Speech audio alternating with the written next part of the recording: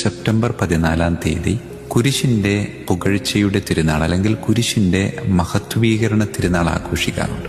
ശരിക്കും കുരിശിന് മഹത്വം ലഭിച്ചത് വെള്ളിയാഴ്ചയാണ്. പിന്നെ എന്തുകൊണ്ടാണ് സെപ്റ്റംബർ 14 കുരിശിന്റെ മഹത്വീകരണ തിരുനാൾ ആഘോഷിക്കുന്നത് എന്ന് ചോദിച്ചാൽ അതിന് കൊടുക്കാവുന്ന ഒരു മറുപടി എന്ന് പറയുന്നത്, ക്രിസ്തു മരണപ്പെട്ട കുരിശ് ഏതാണ്ട് AD 326 ഹെലന രാജ്ഞി വിശുദ്ധ നാടുകൾ സന്ദർശിക്കാൻ പോയപ്പോൾ ജെറൂസലേമിൽ നിന്ന് കണ്ടുകിട്ടി എന്ന ഒരു ചരിത്രമുണ്ട്.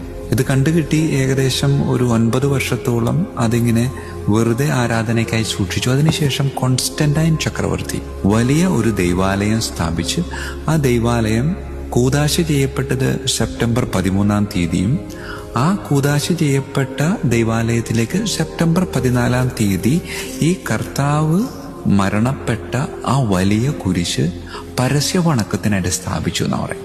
അതിനുശേഷം എല്ലാ വർഷവും സെപ്റ്റംബർ 14 കുരിശിന്റെ മഹത്വീകരണ തിരുനാൾ ആഘോഷിക്കാം. പ്രിയമുള്ളവരെ, കുരിശിന്റെ മഹത്വീകരണ തിരുനാൾ ആഘോഷിക്കുമ്പോൾ ഈശോ